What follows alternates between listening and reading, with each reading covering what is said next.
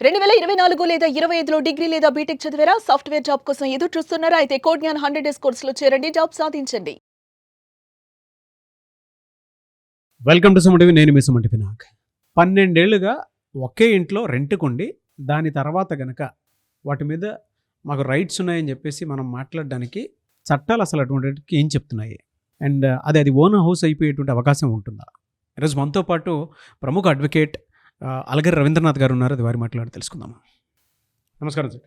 నమస్తే అండి నాగరాజు గారు. సరే, ఎవరైనా సరే అద్దెంట్లో ఉండేటువంటి వాళ్ళు 12 ఇయర్స్ నుంచి ఒకే అద్దెంట్లో ఉంటున్నారు. సడన్గా వాళ్ళకి ఓనర్షిప్ వచ్చేటువంటి అవకాశం ఉంటుందా? చాలా ఇంట్రెస్టింగ్ క్వశ్చన్ నాగరాజు గారు.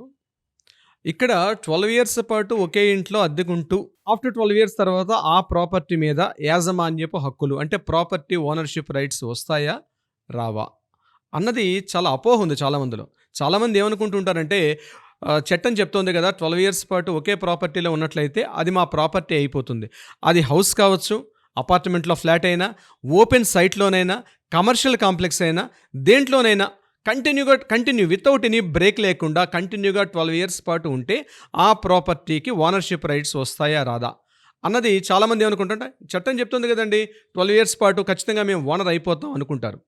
కానీ నేను దీన్ని 5 పాయింట్స్లో చెప్పే ప్రయత్నం చేస్తాను నాగరాజు గారు. పాయింట్ నెంబర్ 1, మీరు అద్దె చెల్లిస్తూ ఉంటే ఎప్పటికీ కూడా మీరు ఓనర్షిప్ కాలేరు. This is number 1 point. మీరు అద్దె చెల్లిస్తూ ఉన్నారు, ఎవ్రీ మంత్ కూడా రెంట్ చెల్లిస్తున్నారు, ఆయనకి ఆఫ్లైన్లో అమౌంట్ కానీ ఆన్లైన్లో అమౌంట్ కానీ చెల్లిస్తూ ఉన్నారు. అటువంటి సందర్భంలో ఎట్టి పరిస్థితుల్లో కూడా మీరు యాజమాన్యపు హక్కులు ఉండవు. ఇది ఫస్ట్ అందరూ గుర్తుపెట్టుకోవాల్సిందే. అంటే ఒక ప్రాపర్టీకి రెంట్ ఇస్తున్నామంటే అర్థం ఏంటి? You are a tenant or ఒక లిజర్ ఏదో అంటారు, అంతేగాని you are not a owner. So ఇది క్లియర్ కట్గా అర్థమవుతుంది. నెంబర్ 2, కొన్ని సందర్భాల్లో మాత్రం అట్లాంటి అవకాశం ఉంటుంది. ఏ సందర్భంలో అవకాశం ఉంటుంది? అడ్వర్స్ పొజిషన్ అంటారు. అడ్వర్స్ పొజిషన్ అంటే ఆ ప్రాపర్టీలో ఎవరైతే టెనెంట్ అన్నారు అక్కడ, ఆయన ఓనర్ తన ప్రాపర్టీని విడిచిపెట్టేసి వెళ్ళిపోయాడు. ఆయన 12 ఇయర్స్ పాటు ఆ ప్రాపర్టీని ఓనర్ పట్టించుకోవట్లా. అంటే వితౌట్ ఎనీ అడ్వర్స్ పొజిషన్ని మనం కోర్టులో ఫైల్ చేస్తాం. అంటే ఆ ప్రాపర్టీలో ఇతను వెళ్ళి ఆక్యుపై చేసుకుని కూర్చున్నాడు ఆ ప్రాపర్టీలో. అంటే రెంట్ పే చేయట్లేదు, అసలు ఓనర్షిప్ని యాక్సెప్ట్ చేయట్లేదైనా.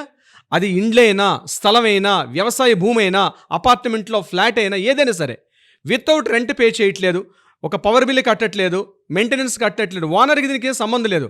ఓనర్ పట్టించుకోకుండా అదే పొజిషన్లో ఆ ఓనర్ పట్టించుకోకుండా 12 ఇయర్స్ పాటు ఉంటే అటువంటి సందర్భాల్లో మాత్రమే ఆ ప్రాపర్టీ మీద తనకు హక్కు ఉంది అని చెప్పి ఆ టెనెంట్ కావచ్చు, లెజర్ కావచ్చు, ఎవరైనా వెళ్ళి ఆ ప్రాపర్టీ మీద తను క్లెయిమ్ చేసుకునే అవకాశం ఉంటుంది తప్ప ఎవ్రీ మంత్ రెంట్ పే చేసుకుంటూ ఉన్న సందర్భంలో మాత్రం ఈ ప్రాపర్టీకి ఆయన ఎట్టి పరిస్థితిలో ఓనర్ కాలేడు. అయితే ఏం చేయాలి? ఇక్కడ చాలామంది డౌట్. ఇక్కడ ఓనర్స్కి ఇచ్చే సూచన ఏంటంటే, మీరు ఏదైనా మీకు ఒక ప్రాపర్టీ ఉంది, ఒక స్థలం ఉంది, మీరు ఎక్కడో యూఎస్ఏలో ఉంటారు, ఆస్ట్రేలియాలో ఉంటారు, ఎక్కడ ఉంటారు, మీరు ఇక్కడ పట్టించుకోవట్లే.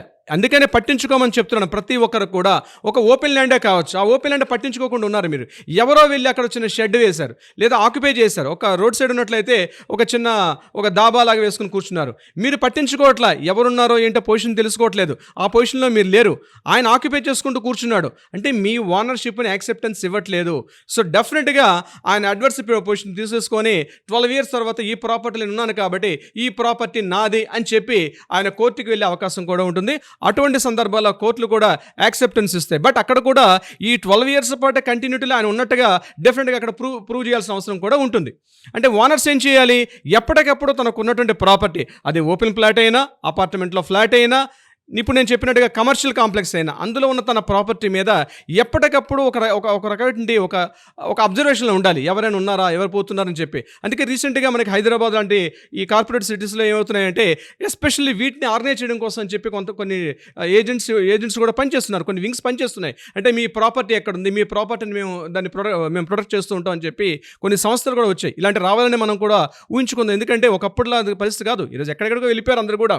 ఓనర్స్ వాళ్ళ పేరెంట్స్ ఆ ప్రాపర్టీస్ కొన్నారు, ఆ పేరెంట్స్ కొన్న ప్రాపర్టీస్ పిల్లలకు కూడా తెలియదు, ఆ ప్రాపర్టీస్ ఎక్కడెక్కడ ఉంటాయి.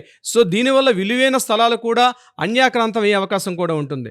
సో ఇక్కడ నేను చెప్పేది ఏంటి? ప్రాపర్టీ మీరు ఉన్నారా, ఆ ప్రాపర్టీలో మీరు ఖచ్చితంగా రెంట్ పే చేస్తూ ఉన్నంత కాలం కూడా ఆ ప్రాపర్టీ మీద మీకు ఓనర్షిప్ వచ్చే రైట్ ఎట్టి పరిస్థితిలో కూడా మీకు లేదు. ఎట్టి పరిస్థితిలో కూడా ప్రాపర్టీ ఓనర్షిప్ రాదు. ఇక్కడ సుప్రీంకోర్టు 2 విషయాల్లో జడ్జిమెంట్ కూడా చెప్పడం జరిగింది. 1996లో మోహన్ లాల్ వర్సెస్ అబ్దుల్ గఫీర్ అని చెప్పి ఒక కేసు ఉంది. ఆ సుప్రీంకోర్టు ఇచ్చిన సైటేషన్లో కూడా అడ్వర్స్ పొజిషన్ లేకుండా ఆ ప్రాపర్టీని తీసుకోవడం అన్న విషయం కూడా తప్పు అని చెప్పడం జరిగింది. మరొకటి 2007లో మరొక తీర్పు సుప్రీంకోర్టు చెప్పడం జరిగింది. మునిచిక్కమ్మ వర్సెస్ రేవన్న అన్నటువంటి కేసులో కూడా సుప్రీంకోర్టు క్రిస్టల్ క్లియర్గా చెప్పడం జరిగింది. అది ఏం చెప్తున్నారంటే రెంట్ పే చేస్తూ ఉన్నంతకాలం మీరు ఎప్పటికీ కూడా ఓనర్ కాలేరు. ఇది గుర్తుపెట్టుకోవాలి. ఇప్పుడు అడ్వర్స్ పొజిషన్ అంటే మీరు ఆ ప్రాపర్టీలో లేకుండా, ఓనర్కి తెలియకుండా మీరు ఆ పొజిషన్లో కంటిన్యూగా, అది కూడా వితౌట్ ఎనీ బ్రేక్ ఉండాలి. మధ్యలో మీరు ఒక 3 years ఉండి మధ్యలో బ్రేక్ చేశారు, మళ్ళీ కంటిన్యూ అయితే అక్కడి నుంచి దాని కంటిన్యూషన్ తీసుకుంటారు తప్పించి ఈ పాత ఉన్నటువంటి ఆ డేట్ని ఎట్టి పరిస్థితుల్లో కూడా కన్సిడర్ చెయ్యరు. అందుకని 12 years పాటు వితౌట్ ఎనీ బ్రేక్ కంటిన్యూగా కానీ ఆ పొజిషన్లో ఉన్నప్పుడు మాత్రం అట్లాంటి స్థలాలు మాత్రం అన్యాక్రాంతం అయ్యే అవకాశం ఉంటుంది. ఇది గవర్నమెంట్ సెక్టర్ భూమ్సా, వక్ఫ్ ల్యాండ్సా, ఎండోమెంట్ ల్యాండ్స్ అనే విషయంలో కూడా ఉంటాయి.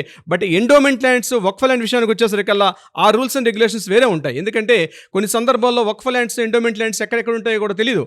కానీ అడ్వర్స్ పొజిషన్ అనేది మాత్రం ఖచ్చితంగా ఎండోమెంట్ ల్యాండ్స్, వక్ఫ్ ల్యాండ్స్కి మాత్రం వర్తించదు. కేవలం ప్రైవేట్ ప్రాపర్టీస్కి మాత్రమే వర్తిస్తుంది. ఇది 100% తెలుసుకోవాల్సినటువంటి ఒక పాయింట్ నాగరాజ్ గారు. వెరీ డీటెయిలింగ్ ఇన్ఫర్మేషన్ అండి. Thank you so much Ravindranath గారు. Thank you so much Nagaraj గారు.